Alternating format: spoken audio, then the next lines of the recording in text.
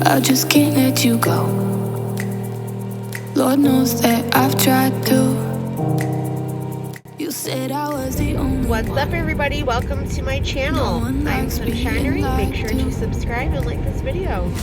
You made this mess and left me with the pieces. Now I What's up, everybody? Welcome back to my channel. Of course, we are back for a Rachel Goes Rogue podcast episode with Rachel Leviss. You know, that cowgirl that was hanging out at Stagecoach all weekend. Oh, the juicy juice of tea that was. If you don't know, let's just say she wore the same shirt that Ariana has once worn, and she might have a new man, guys. I think that year of celibacy, she's done with. Just saying, it's been thrown out there because she's been hanging out with him a little bit too much, you know what I mean? Not that it's a bad thing. She deserves happiness, and if he's a great guy, then, then he's a great guy, and she deserves that. But I will get into that. We have the 411 on the new man and Stagecoach and all of that. But let's go over the show notes. The show notes say Rachel responds as she continues to be a topic on Vanderpump Rules. She'll also address recent rumors and salacious headlines. Oh boy, it's gonna be good. So let's start by liking the video. Make sure you are subscribed and you have your notifications to all. And let's put that seatbelt on and get started, guys. Welcome back to another episode of Rachel Goes Rogue. I'm your host, Rachel Savannah Leviss, and I just wanted to do a little mental check-in today. So basically with this podcast, right, I am choosing to share with you guys authentic emotions that come up, like where I'm at. This is quite a roller coaster and it's not perfect. It's not like I went away to get treatment and all of a sudden I'm completely cured and I can navigate my life flawlessly. That's just not realistic. That's not being a human. So it's a lot, and I'm still in it, and I'm choosing to share it with you guys and check in and be honest with emotions that come up because I feel like that is what makes it real and relatable, and that's what life is all about. So I've been seeing a lot of comments saying that clearly Rachel is not mentally well and she needs to check herself back into a recovery center because she's like still so wrapped up in this and she needs help, or like all that hard work at the Meadows was for nothing, or it was a waste of time, which it completely was not. Which, listen, I understand those are people's opinions about how they feel regarding her treatment. But ultimately, the only person that really truly knows if they benefited from it is Rachel, and we have to give her that. And though we might not see her completely changed or different or empathetic or understanding towards everything, I don't think that that treatment was a waste of time or money or any of that. I do believe she's grown from that. I think she's benefited from it, and everyone's journey is different. Everyone's journey is going to take a different amount of time. Whether hers is the 45 days or 2 years or 3 years, everyone's journey is different. And I have said, and I will keep saying, that I feel like her focusing so much on season 11 is only holding her back. It's not making her move forward.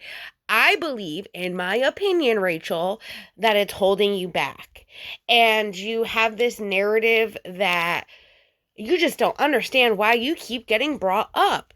And the thing is, you are just not understanding that what you did impacted not only the person that was in the relationship with Tom that you and Tom had an affair with each other and she got hurt, but a lot of other people got hurt, like the friends that you lied to, you manipulated, and you chose to do what you did with him, knowing that there were consequences for those actions. And this narrative that she also likes to spin, that I just don't know why my name keeps bringing up and now I gotta keep talking about them because they keep talking about me. Girl, this happened only 3, 4, 5 months, because, it happened to film in a 3-month, 4-month span, that all of this just happened, which has been over a year ago, and a little less if you want to say 10 months, 9 months ago. But still, it was right after everything happened, and people were picking up the pieces, just like you were picking up the pieces at the Meadows. They were picking up the pieces the best way they knew how. And conversations need to happen. Conversations are not a bad thing. Communication is what everybody needs to be able to fix certain situations and things happening in their life. And I don't think she really understands that, because they have cameras that they have in front of their faces as they're having these conversations. But this is really what's going on too in their real life that they've been dealing with. And she just thinks it's all about her, when reality is it's not really even about her. It's about the situation that she created and what they are doing from there. That's just how I feel. What do you guys feel? Let's keep going. I know I ranted, so let's go. I'm choosing to be authentic with you guys because there's good days and there's bad days. There's good weeks and there's bad weeks. It's just super important to be intentional with your day, waking up and being like, okay, this is a good day because I'm going to do X, Y, and Z for myself to make sure it's a good day. And I think that mindset change is everything for me anyway. So last week was a tougher week because I became so engulfed in the fabricated reality that is reality TV and the narrative that I'm being drawn into. And I think when you reflect on those moments and realize that that's actually not reality, my reality is actually my friends and my family that I talk to every day, it helps ground me and it helps bring me back into real life. And something that I think is so beautiful too is that before, when I was doing season 10 and making bad decisions, I was using Tom as an escape from that traumatic world that I was participating in. Now I'm able to use my friendships and use my family and new relationships that I've been fostering not to escape from reality, but to come back to reality. And the further away I get from the show, it's easier for me to distinguish what is real and what is not real. And I'm so incredibly grateful for that. So I just wanted to check in with you guys because I know some people were concerned that, this isn't good for my mental health. And I get there are going to be good days and bad days. You are also the same person that comes on this podcast and tells all of us that you watching the show is affecting your mental health. So 1 minute it isn't, and the next minute it is. That's kind of confusing. And just like you have good days and bad days, so do all of the cast. And it reflects because they are getting filmed and you can see when they have good and bad days and what their process of thinking is. Whether you think it's reality or not, you think it's a storyline or not, these people literally talk about it too on their podcasts.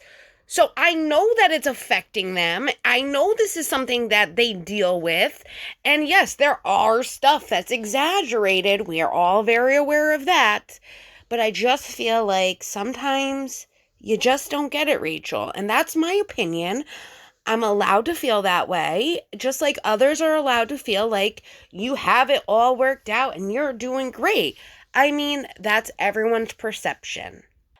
Yeah, the show is not good for my mental health, but I think the podcast is. And being able to reflect on all of these stages that I'm currently going through is part of the reason why I wanted to do the podcast in the first place. Watching the show is not enjoyable. I don't like watching it. Yes, I'm watching it so that I can comment on it I choose to do that because I want to be in the know. I don't want to be in denial. So I want to consume what everyone else is consuming. I know it's also temporary. It's not a forever thing. This is a phase in my life. That was a part of my life for so long. I feel comfortable commenting on it because I'm still being talked about and there's things that I would like to clarify. So one of the things that's happening right now is a lot of these podcasters who didn't live this life that was your life on the show are making their living commenting on the scenario. And they keep saying, you should have just gone back to the show. And I've always said, I understand why you do the podcast, but you also know your truth, what you lived, how you felt.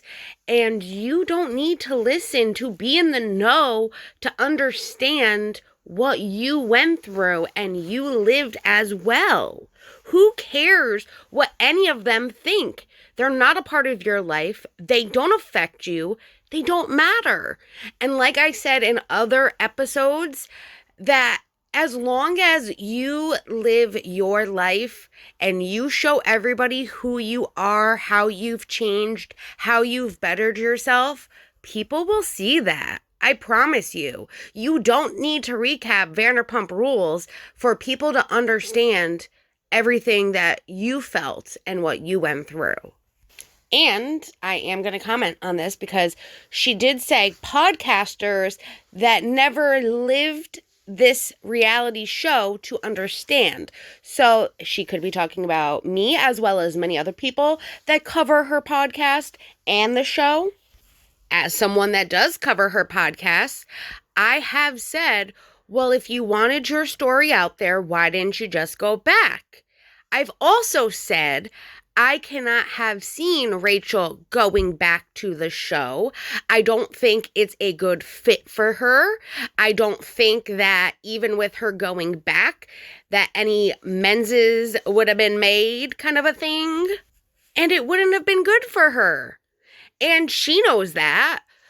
It was the way that it came across, why she said she didn't go back, when there were multiple reasons. One being that they wouldn't pay her the amount that she wanted to be paid, because for her, money talks, bullshit walks kind of a thing. So if she was paid that amount of money, she would have gone back and she would have put herself through that mental agony just to be paid a certain amount. That's what I didn't understand either. So that's me clarifying myself for your publicist, I guess, or your iHeartRadio peeps and you. I hope you understand. And I'm not trying to be a petty bitch. I've literally been so truthful and honest and given you grace where others haven't, because I can understand where you are coming from. I understand that you did go through something mentally,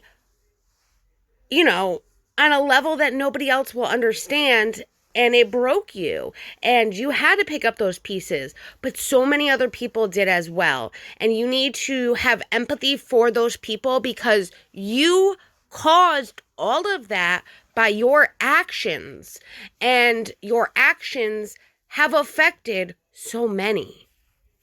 So just showing a little bit of empathy just shows that you understand there is a mental journey that needs to come from everything that was broken.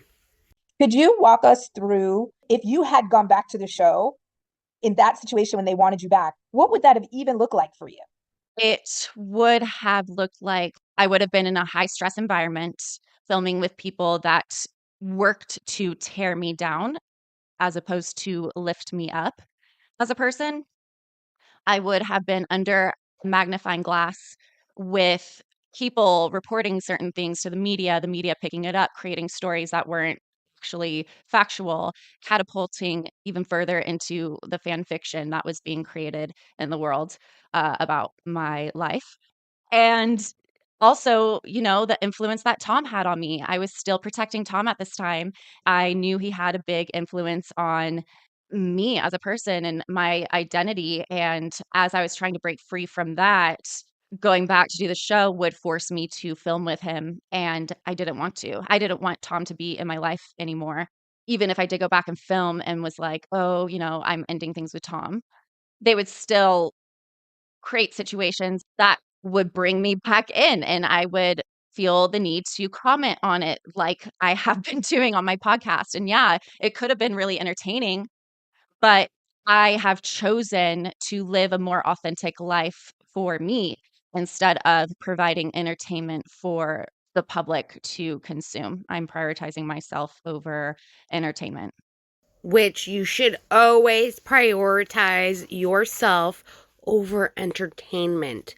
You are nobody's entertainment unless you allow yourself to be. And if you know it's affecting you, then stop what you are doing and do something to better your situation. And I give you credit because I do believe you did what is best for you. And you needed to get away. You needed to get help. You needed to see things from a different perspective. And I'm proud of you. Even as someone that we don't always agree on everything that you say and do. I'm proud of you. And I'm not ashamed to say that.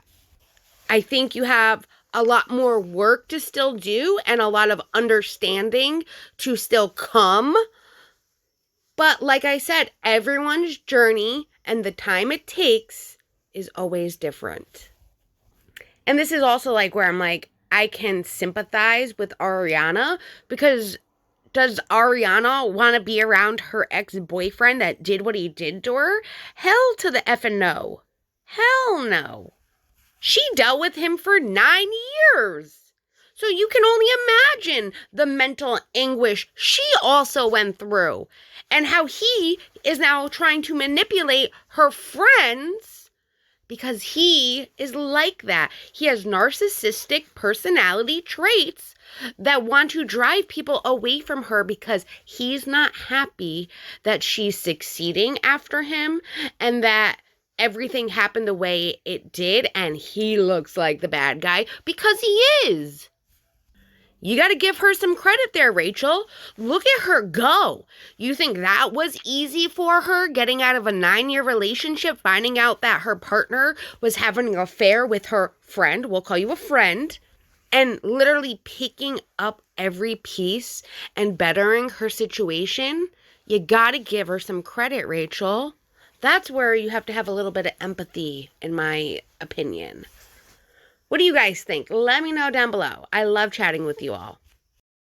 And if you were promised that you would be able to tell your story had you gone back, like what would that have looked like? Knowing now what you know, how would that have played out? Do you think they would have shown it, aired it? I think about that a lot, especially as I hear people on the cast talk about, oh, well, reality TV shows every single part of every story and it showcases that. And because I was a major part in this storyline, I would have had the opportunity to share my side. And yes, they would have covered it, but there's no guarantee that they would have aired it. I think a big reason why I knew that that would be a risk that I wasn't willing to take is because of what has happened in the past with a story that was reality that never made it to air. And what I'm talking about specifically is when Tom came to my apartment, the additional episode that was on season 10, and I confronted him about filming me without me knowing, and which was a very real situation. And they captured his reaction. It was so hands off at that point. It's like, okay, you have this footage and you say that you're capturing reality and this part is like a juicy little piece of the puzzle.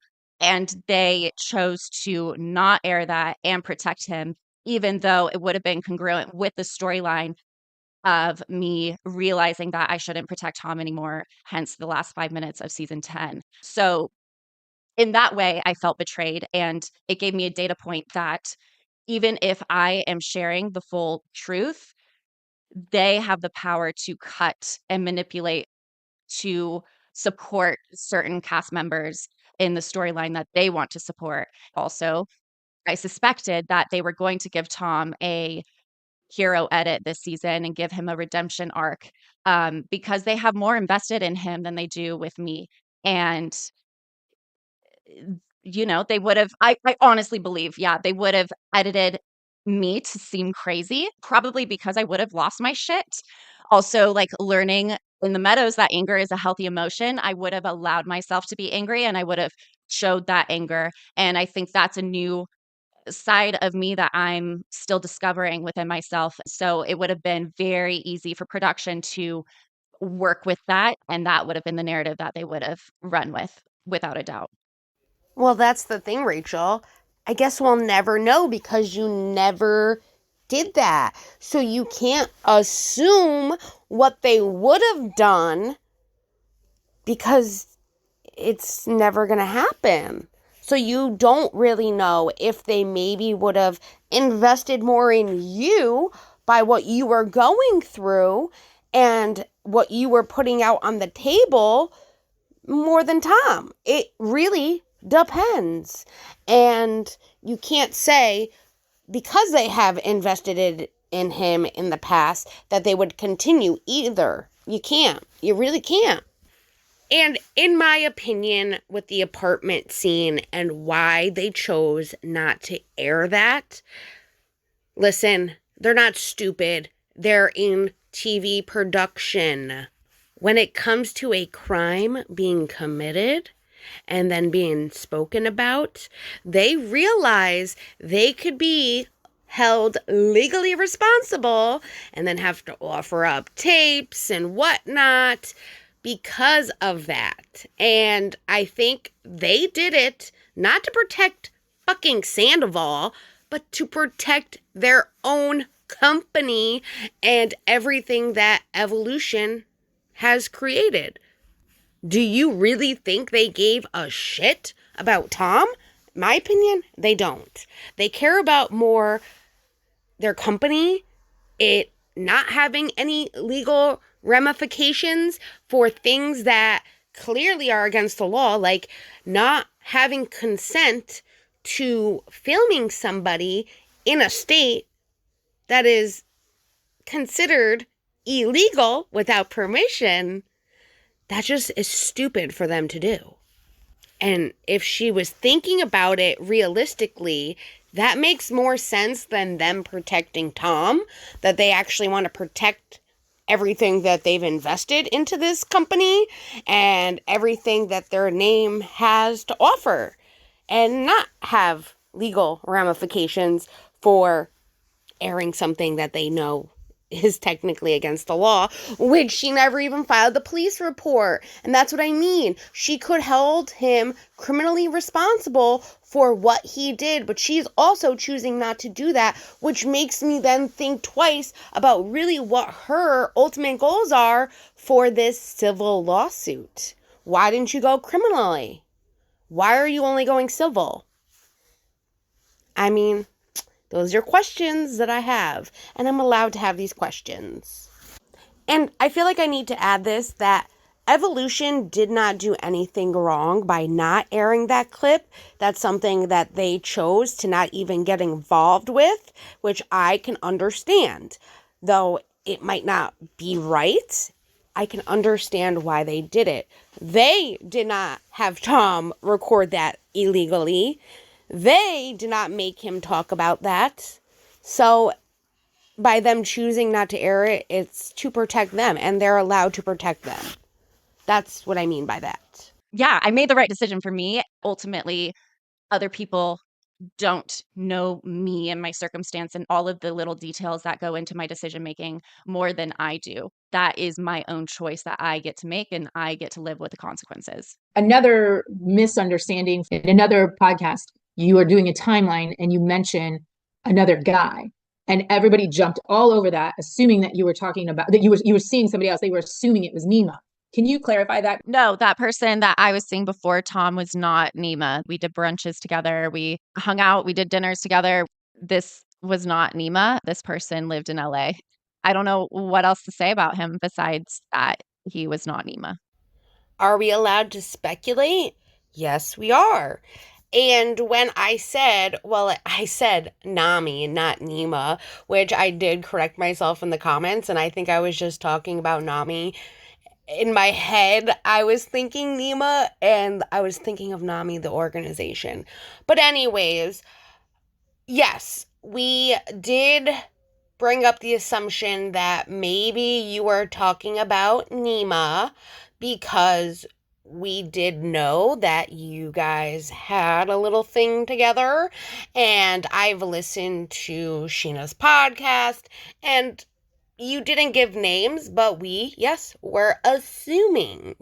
And we went back and forth in the comments, and we had a great time chatting with each other, but yes, we made assumptions, and I'm glad that you are clearing the assumptions up for us.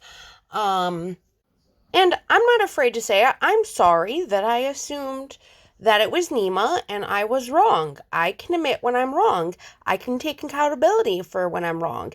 It was not right for me to assume, and knowing just the past couple people that you dated, yes, I assumed you were talking about Nima, as well as a few others, though there was somebody that did comment saying it wasn't, and props to you for knowing more than I did, which is fine. I know that I don't know everything about this show and everyone involved, and that's why I asked for your opinions and if you guys know information that I don't, because I'm fully aware that I don't have all the information on everything happening. Vanderpump Rules. I pay a lot of attention, but I don't have all of the answers. So again, Rachel, I am truly sorry that I made an assumption, that my subscribers made an assumption, and we assumed it was Nima when it wasn't. Thank you for clarifying. I do appreciate that, and we can move forward from here. And this big one dropped. So Tom and his attorneys have responded to your lawsuit with the claims such as you videotaped the incident and sent it to Tom, and you're doing all of this lawsuit to get more fame. How do you feel about that? I feel anger that Tom chooses to lie to attempt to change the narrative. I don't know how many times I can say it that, he filmed me this video FaceTime without me knowing. And the video footage is, me on the big screen, him on the little screen on the FaceTime call. So that is him recording that video. I did not record that video. I did not send it. It was sent to me. So that can easily be disproven. So I think it's just silly that he chooses not to take accountability and goes one step further to fabricate a story that can easily be disproven. As far as doing this lawsuit to become famous, as he is putting out there now, I think it's interesting, his mindset, right? Because I think he does value fame and he values doing things to leverage his infamy. For me, I don't prioritize that. The lawsuit has gotten a lot of press and it has gotten, I am a polarizing figure and continue to be so. I am doing it to hold people accountable because recording somebody without their consent is not okay. And it has been done to other people before. That is why there are revenge porn laws now, because it has become an issue with our new digital age. And sending a video that is intimate in nature to anybody is also not okay. So even though this podcast came out on the 29th, I'm not sure if it was recorded in advance, but I can tell you that on April 9th, Tom Sandoval's attorneys wrote a letter explaining what they were going to do and write and why they were going to try and dismiss the case. Pretty much the letter states that they will be filing a demur and that they are writing to meet and confer to request a voluntary dismissal of the action with prejudice against Mr. Sandoval, or that the plaintiff amends the complaint to address numerous deficiencies outlined below, which I will be doing a video just going all through the documents, Sandoval's letter, Sandoval's demur, and Ariana's declaration for a motion to strike as well.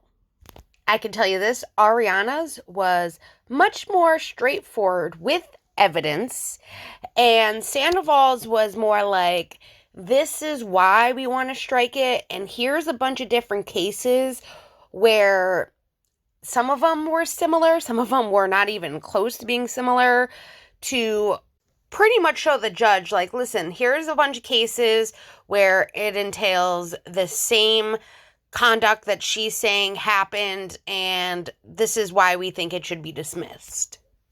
Also in the letter, his attorneys go over what is like confidential communications and how she cannot prove that their communications were confidential and all of that good stuff. If you are interested in that, make sure you are subscribed to my channel, because that is literally what I'm working on next. Since I have all of the documents, all of the letters, all of that, I want to do a big summary of everything that's happening with the case, since there will be a court, meeting per se coming in May. Well, we're already in May. It's May 1st, the end of May. Now, I also will say that in this letter that his attorney wrote, it does pretty much state that their relationship was not discreet, like she had stated in her complaint, and there was a developing plot in this high-profile reality television series, and that the allegations of the parties, they blur the line between public and private conduct. He also does state that it was unintentional that the video got, sent to Ariana, kind of a thing, because she sent it to herself. But in Ariana's complaint, she does say that Sandoval deleted it from her phone when he took her phone from her. That nobody else was sent the video. She literally sent it to Rachel, he took her phone, and then deleted it. Which is where she gives the evidence of text messages that she sent to her friend Logan about what Sandoval was doing. And she also shows the text message between her and Rachel from that night. I don't think it was so much as saying that she allowed him to record, or she recorded it and then sent it to him. I didn't see anything in there about that, more than it was about how their communications were not ever said to be confidential and all of that. And pretty much that because the affair was not discreet, that even she said it in her complaint, that is why he is saying that these messages were not confidential and shouldn't be taken as such. And with that, with the whole conduct that he's trying to present to the judge and different examples of different court cases, he's pretty much saying, like, because of this, she should have expected that she would be recorded, kind of a thing. I don't know if that's going to stick with the judge. I think Ariana's complaint has a little bit more way than Sandoval's. But like I said, I will be doing a whole different video on that, so stay tuned for that. Fortunately, I am able to have resources to fight for me legally. I would say most people don't have that luxury. Most people don't have that privilege to be able to call out that behavior, say that it's wrong, and advocate for accountability. And also, like, there's a lot of shame surrounding that too. So I think there's a piece where I really chose to let go of that shame and take ownership of my actions in a situation that is pretty shameful, and really open myself up to the scrutiny that comes with that, because I am strong enough to handle that. I can agree with her that most people do not have the means to take someone to court civilly on things that they feel has been done to them. It does cost a lot of money. If this is something that has been done to somebody where your privacy was violated, then you can go prosecute them criminally by going and talking to an officer and letting them know the situation, filing a report, and then going after charges. Every state is different, so I can't say how your state is, but that's the basic process. And that's why I question why she's really doing this, because she has not gone after him criminally. And yet here she is trying to stand up saying, I'm doing this for the people that can't and their privacies are violated. This is my purpose. Then why wouldn't you have gone after him criminally as well? If you felt that he intentionally recorded you without your consent, which is illegal in the state of California, where you are filing the civil suit, it is criminally illegal to do. That's just why the questions I ask myself when it comes to this lawsuit. I feel like there's more to it because it's a civil lawsuit, and most of the time you usually go for civil lawsuits if someone's like not found guilty criminally and you still feel like you want to hold them responsible for things, or they are found guilty criminally and you still go after them civilly. Like, that's just how most cases work. Most. Not all, most. Yeah, now I gotta say that because then the haters will say, well, she said this. No, no, no, no, no. Not all cases. What do you guys feel about this? Let me know down below. And so I am doing this for a bigger reason. It's not just me. It is for all the people who have had their privacy violated sexually, that are either too ashamed to speak out and hold the other people accountable, or don't have the resources, or chose not to, but they know what happened. And so I'm doing it for those people. To be clear, I made a bad choice to be in a relationship with Tom, but holding him responsible for the reprehensible act of illegally filming me without my consent, which then became national news and extremely detrimental to my mental well-being, is the right choice for me. I chose to go ahead with a lawsuit. It was not an easy decision to make, and I think I've said this before, but I really had to weigh everything, and I feel very angry about it, and more so on Tom's part, but the fact that Ariana sent it out, it's like both of those things are equally wrong, and it just blew up, and it was because of this video. So it's like, if everyone's out to hold people accountable, I feel like in upholding my truth and myself to hold these people accountable too. So if you want to hold him legally responsible, please explain to me why you did not pursue it criminally. Why you didn't go file a police report. Why, like, if you went after you even filmed that scene with him, you could have gone and filed a police report. If you were that upset, that mad, you feel like your privacy was violated, I just don't get it. Unless you talked to your lawyer and said, well, to hold him criminally responsible, the weight isn't there. So let's try civilly, which, lawyers sometimes will do. I worked for one to know. And they, of course, make a profit as well. A good percentage, let's just say that. So that's just how I feel about that. And I will keep asking that question until maybe she answers it, which I don't know if she will ever answer that. But it would be fun to see her answer it and see what her reasoning is to why she didn't pursue it criminally. What do you all think? Why do you think that she did not pursue this criminally, but she went the civil route? Let me know down below. I am so curious to hear what you guys think about this, because I keep talking about it, but I want to know what you think about this. Okay, so this week we have episode 13 of season 11. It's called Jack's Attack.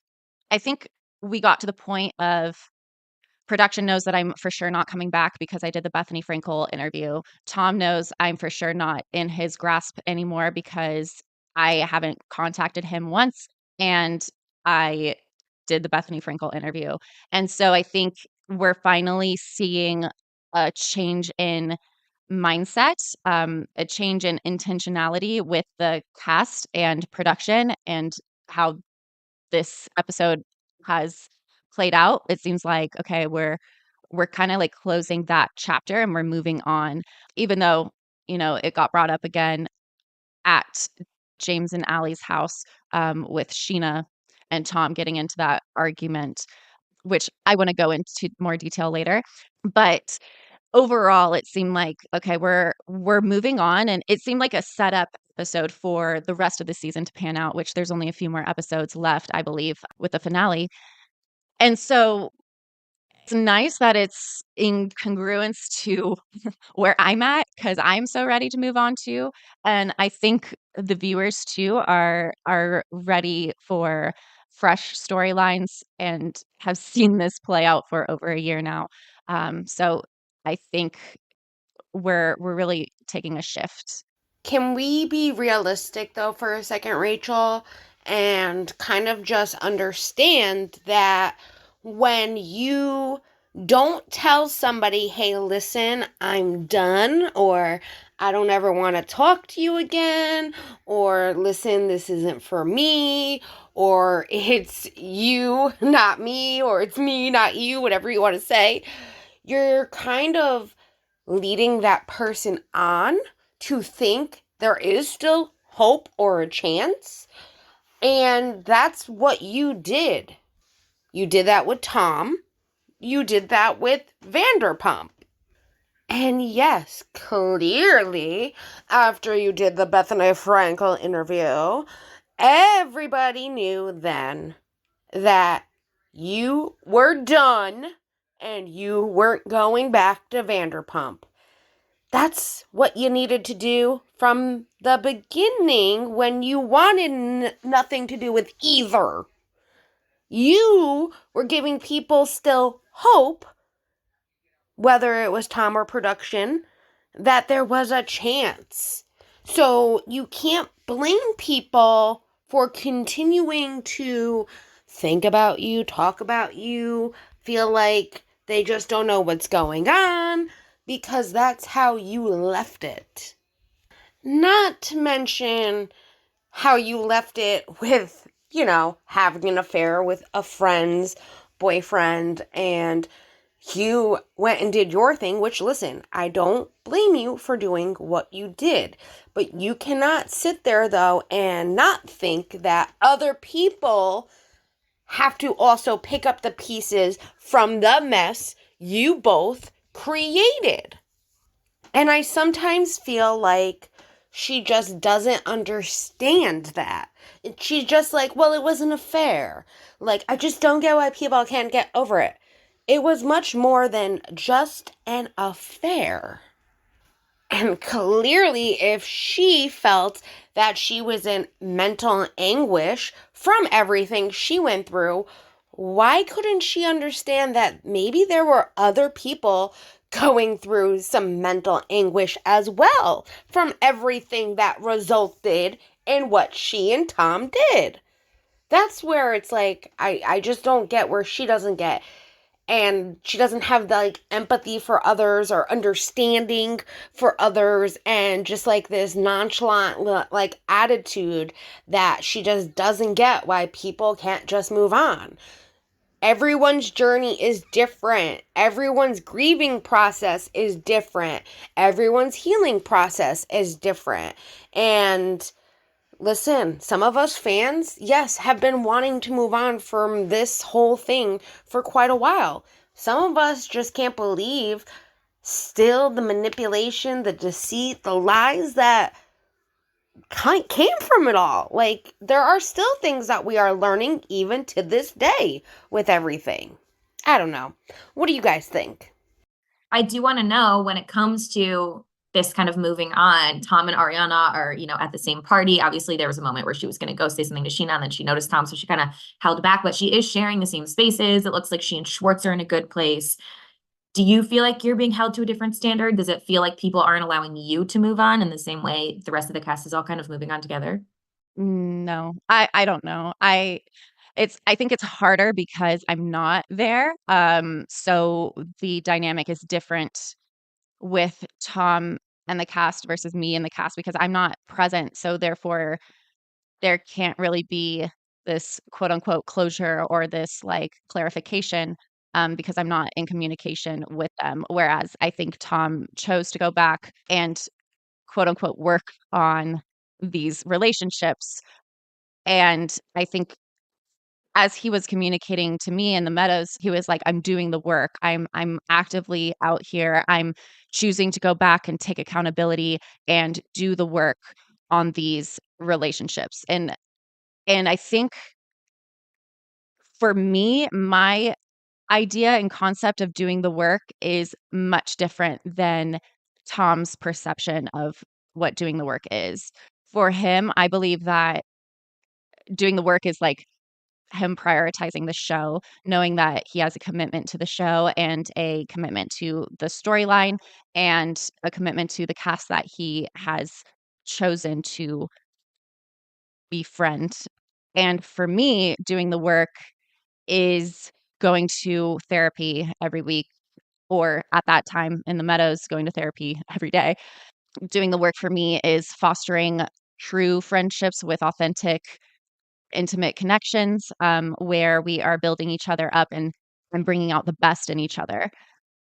Doing the work is practicing mindfulness, meditation, working out my body, going for walks, not drinking alcohol, and just like really embodying all of that and learning how to set boundaries and what that looks like for me and getting guidance where I need it to make clear decisions in my life. And so that for me is doing the work. Tom and I aren't in alignment with what our values are. That is why the relationship failed, amongst other things. But, you know, I have different values with integrity, honesty, respect, authenticity, and kindness and self development and self growth.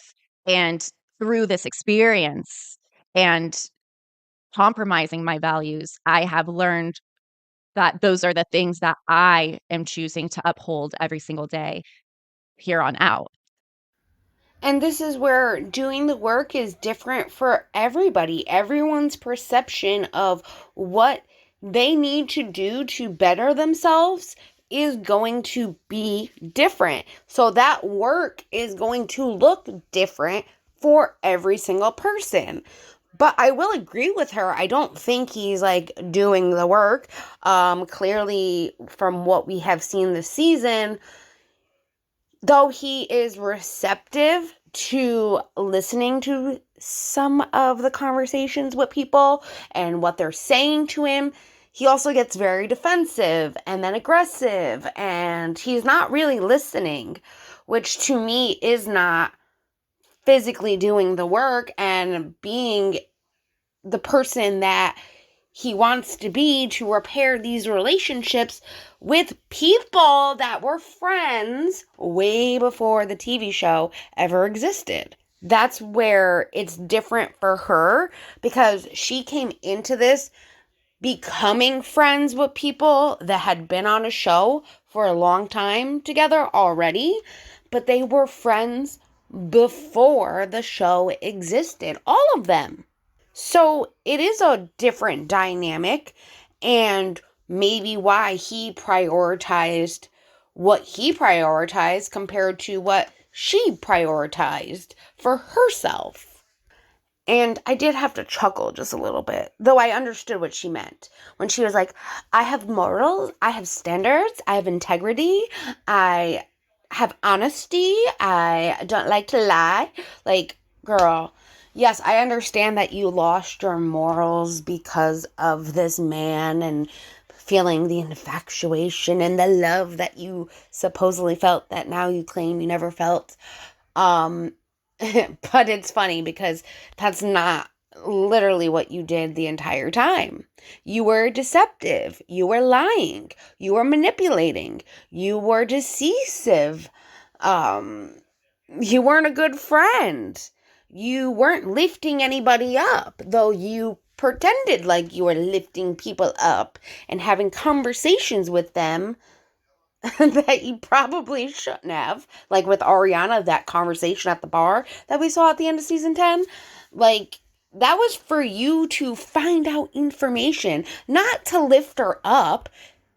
Come on now. So, yeah, I did chuckle when she said that. But I also understood, like, she lost her way. She lost her morals because of this man, kind of a thing. I get it. But I still am going to laugh because that was so far from what you were that it's not funny. But it is funny. You know what I mean?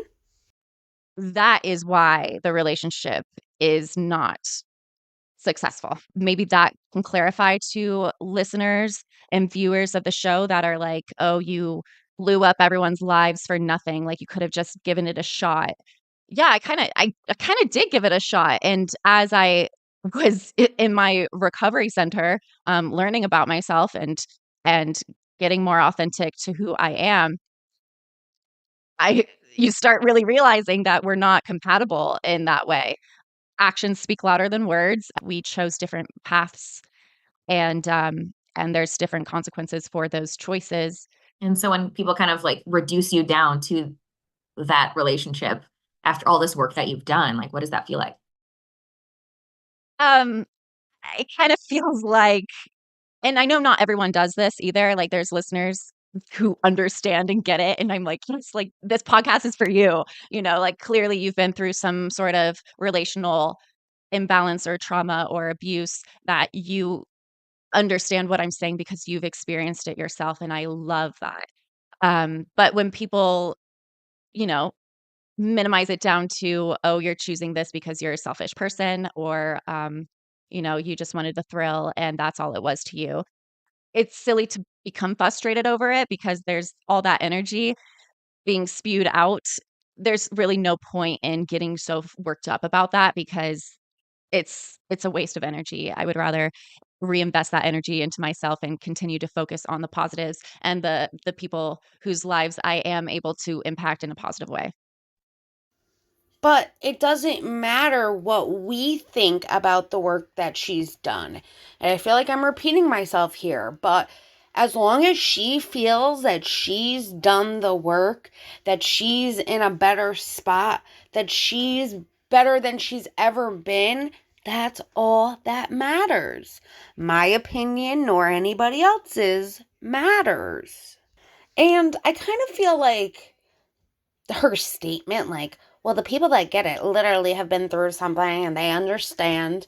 I've been through a lot in my life and I've made a lot of mistakes myself, not the same one as you, but I've been in some horrible relationships and I'm been a victim of DV, SA, and I've come a long way from the trauma that I've been through in my life. And I would never say that someone else's trauma is not as bad as mine, kind of a thing. Like, oh, your trauma was nothing compared to mine. Like, no. I do feel like with Rachel, it's hard to tell if she is genuine, and actions speak louder than words. And I'm trying to still figure out where her actions are and if her words are matching those actions. I know the girl's been through something and it was traumatic for her, and I will never minimize that. I also feel like some of this, she is shifting the blame onto others, and that's my feelings regarding it. I know Sandoval is not a great dude. I understand that James was not a great partner for her, and she went through hell with him, and I see that. I recognize that. I don't minimize what she's been through. I just feel like she could maybe just see things from a different perspective and understand that her actions, even being a victim of somebody, still hurt so many other people. And she's not trying to take accountability for that. She's trying to put the victim shifting onto somebody else. I mean, her complaint that she filed with the court said it all. And that's why it's like, I don't know where she is. Because one minute, I feel like, this girl has grown a lot. And then the next minute, it's like, are you fucking with me? Or are you just like that way? You know what I mean? I don't know. She is like, I'm watching. I'm watching for the actions and seeing if her words align. And I get that change takes time too. And so back to the episode when Tom is kind of having this conversation with Sheena about Sheena is capitalizing off of his pain and off of something that he went through. Did you feel the same way? Yeah, it's hurtful. It's hurtful going back to my mindset during that time, because I want to be able to like put my headspace in the same moments that Tom is talking about during the filming of this episode.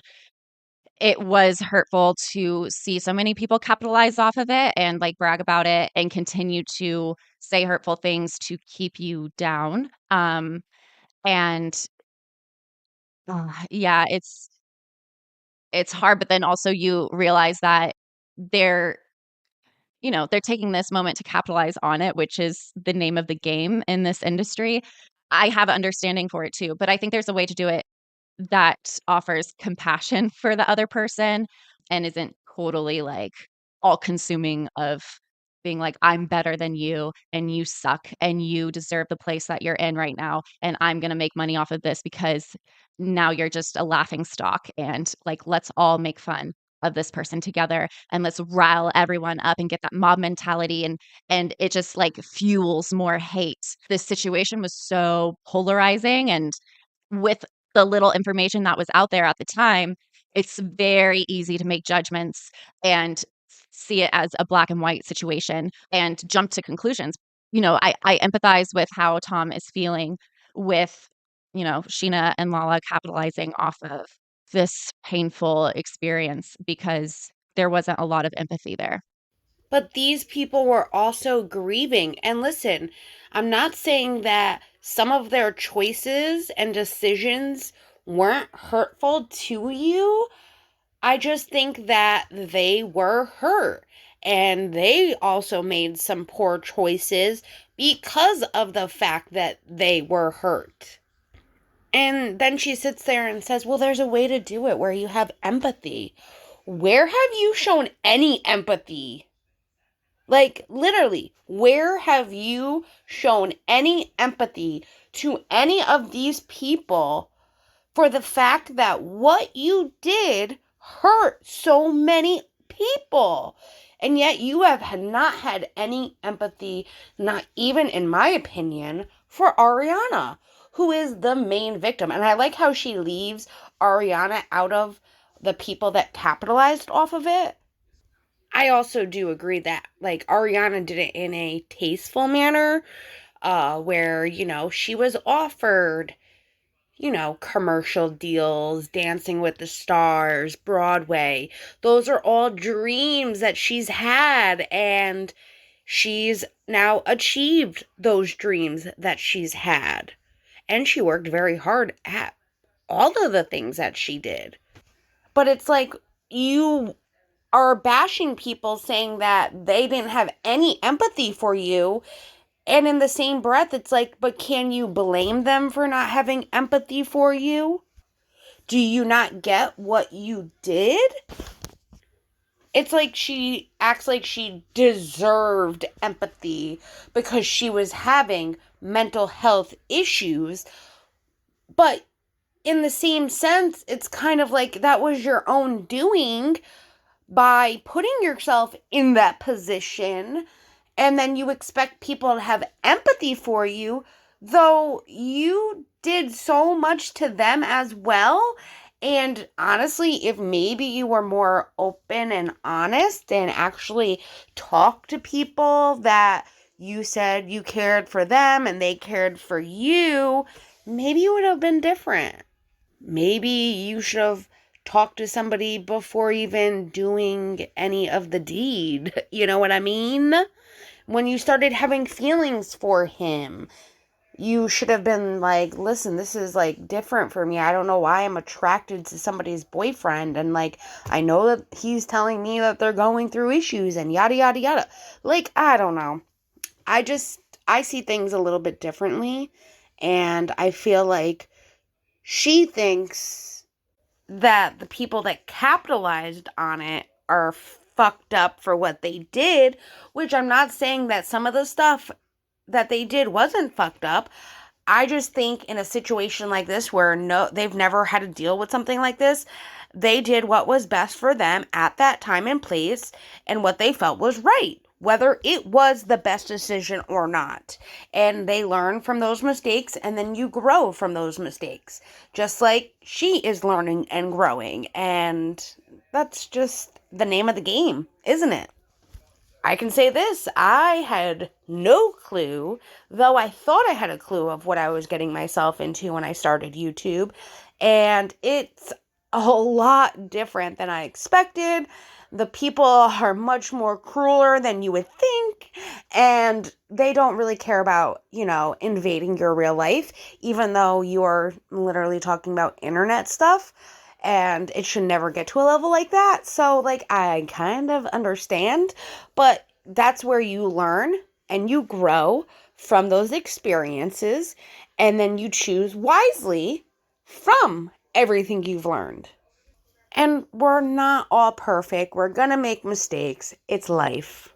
And so this whole argument is kind of about Sheena's song that she put out. Do you remember where you were when the song came out? Did you listen to it? Was your reaction similar to Tom's, or did you just kind of stay away from it altogether? The Bethany Frankel interview came out late August, and then Sheena dropped her song Apples in September. And I mean, I didn't have quite a big reaction. I wouldn't say that my reaction was as strong as maybe Tom's was, or how he's presenting it to be, because we all know that being on this show can be performative. But I think there was also underlying factors behind that as well. I don't think Tom was only reacting to that song. I think he also had, resentments against me, feelings about the whole situation, feeling like it wasn't fair, and fighting that battle that's impossible to win and not feeling supported in the way that he needed to be supported, which, I can't do that for him.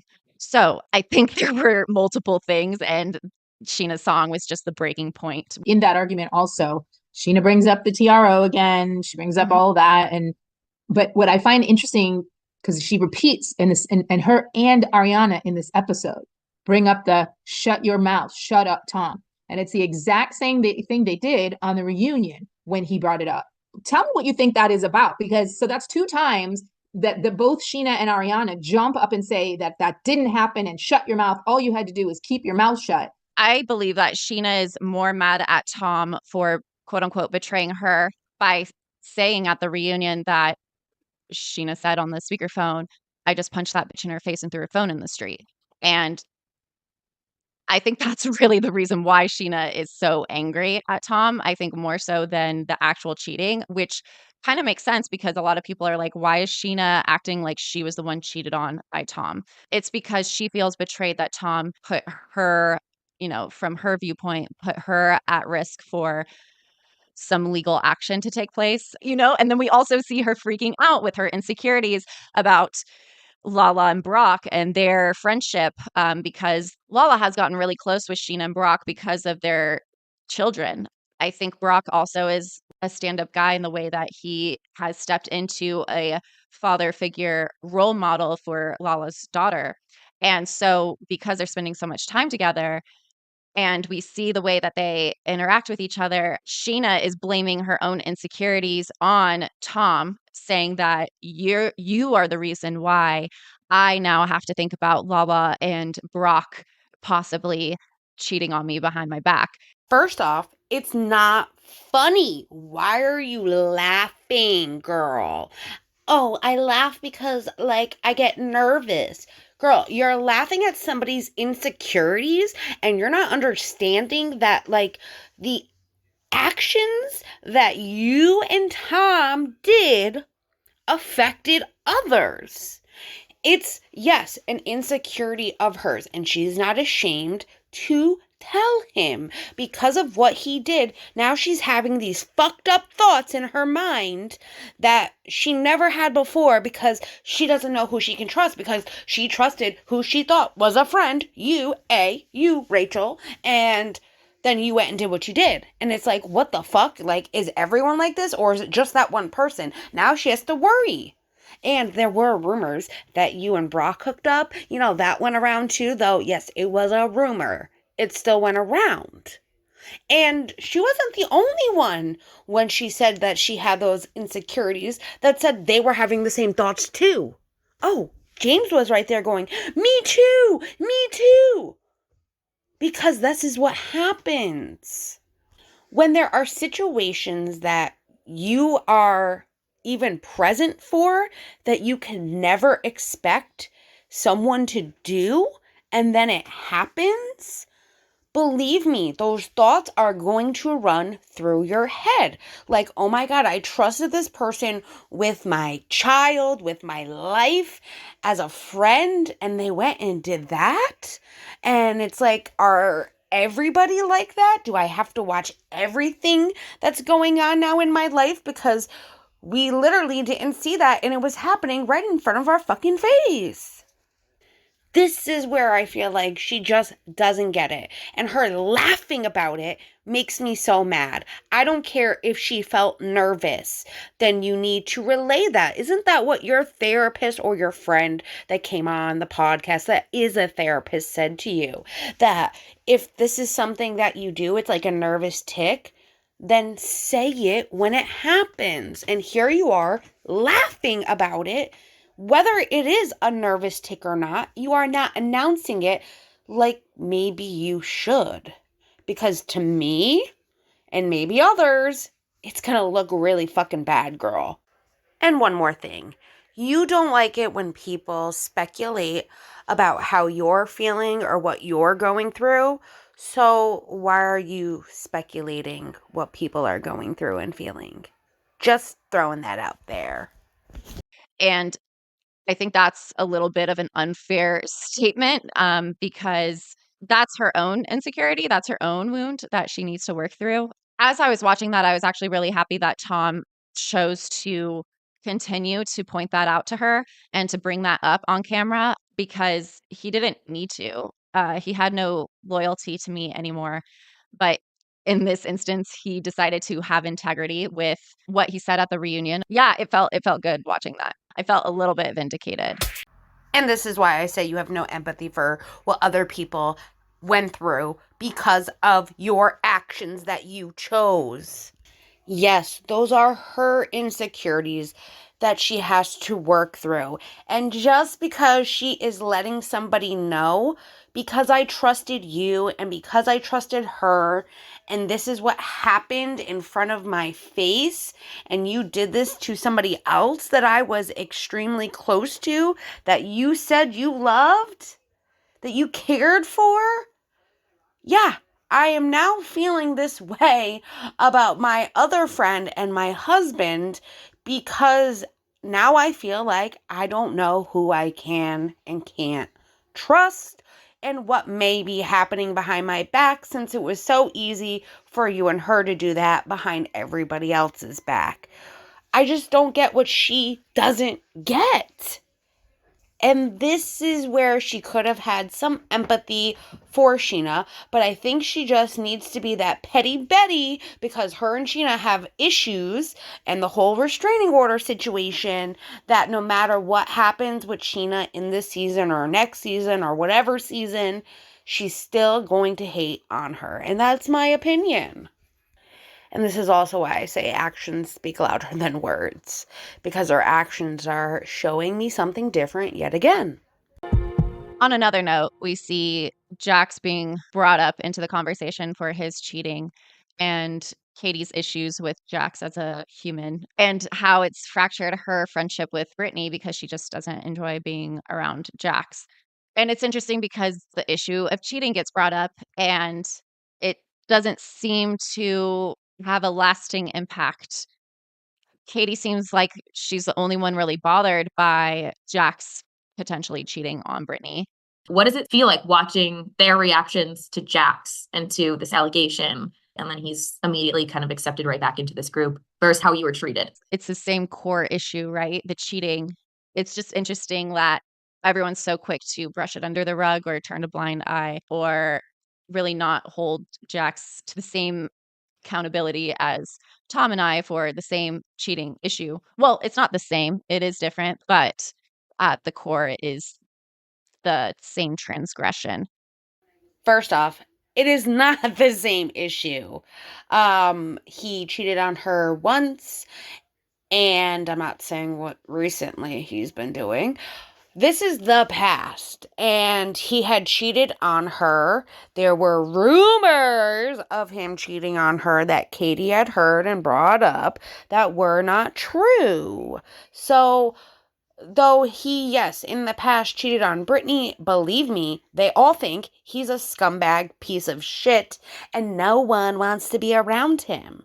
If you also watch What Happens Live, Katie and Ariana were both on, and they were asked some questions about the recent stuff with Jax and Brittany.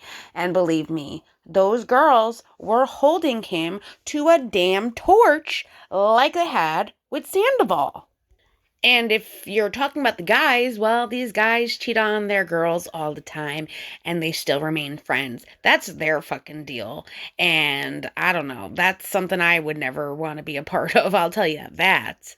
But you're trying to say it's the same thing, and these people should be holding him to the flames all of these years later when Brittany had gotten over it. They still got married. They got over it as a couple and moved on together. Yes, now there are new cheating issues and him fucking his publicist and a lot more other things happening. And like I said, they're still holding him to the flames for everything that he is doing even now. I think it's even worse because that fact that he is married to her and they have a kid together and he just doesn't give a fucking shit about somebody he made a commitment to and working it out. Literally, she said he knows exactly what he needs to do to make it better and he's choosing not to. That makes me feel like he's a piece of shit scumbag even more because he's not trying, not even trying for his kid. But this is Rachel's opinions, and she could feel that way if she wants, though I see it completely different, and I know a lot of you see it completely different too. Do you feel like they're holding him at a different standard to you? You know, I try not to compare myself to like my situation that I got involved with Tom to Jax's situation where he's cheating on Brittany. I try not to compare because it is different. And it's fascinating to me that Jax gets to come back on Vanderpump Rules as a cast member. And it's like, huh, okay. Because the scandal got so big, it acted as a reset on Jax and Brittany's reputation in a way where people forgot the reason why Jax wasn't asked back for another season. And not that we need to like hold everything over everyone's heads, but it just makes you question like, interesting. This scandal was so big that now Jax gets a quote unquote redemption season. And there's a whole other series with the Valley. I think that goes to show that all of this is temporary. And it's really silly to hold things over people's heads, like, especially when they are actively making strides and changing and to become a better person. It's just interesting that we see Jax and Brittany get a full on, they're back in the mix. That ain't it, girl. Nope. You sat there and you said, Oh, I don't want to like compare the situations. I don't try to do that. But you literally just did. The hypocrisy is real. And is she trying to say that because of Scandoval that the Valley came to be? Because from what I've heard, this was something that was already in the works before Scandoval ever happened. And I do believe that Jax is not back on the show because of Scandoval. They needed him to be back on the show, like, the couple guest spots that him and Brittany appeared to do that crossover mix into the Valley like they kind of did with the Real Housewives and Vanderpump. It worked for that, so why wouldn't it work for this? And the fact that everybody from the Valley is somehow connected to people from Vanderpump. It makes sense that they do crossovers and get people that like Vanderpump to watch the Valley. But I'm curious to know what you guys think.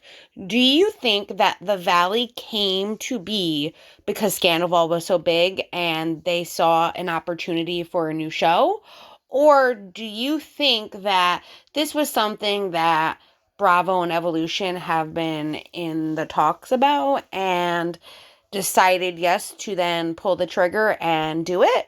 Let me know down below. I want to know what you guys think about this. Speaking of growth, James in this episode has a really big breakdown over leaving Hippy/Graham. How did you feel watching that? We're seeing a big redemption arc with James this season too. And I think the reason for that is, I hypothesize that the reason for that is to make me look like the unstable one and James as the stable one. Clearly, he still has his issues, as I suspected. Watching James break down is like, all right, here we go. Here we go. Here's the James that we know. As I'm beginning to be open to dating and experiencing, like, what are the characteristics that I look for in a partner? Like number one is emotional regulation and communication. I think the reason why I'm prioritizing those things is because those are areas that had been lacking in my past relationships, but specifically with James. And so, we see James have a little bit of a meltdown and you can see the shift. Like he's an adult child in that moment. And it's a very familiar thing to me. I've experienced that quite a bit in our relationship. As we're coming towards the end of season 11, it seems like the worst is over as far as them bringing my name into the dialogue. We'll continue to see how this season plays out, but I think that we've hit like a pivot point and this has been a roller coaster. I knew that it would be, but mentally preparing for watching this season and experiencing it is like, whew, okay. It's been a lot. I'm hopeful and I'm optimistic and I am choosing to stay in the reality that grounds me. Again, this is where I have a problem with what she's saying.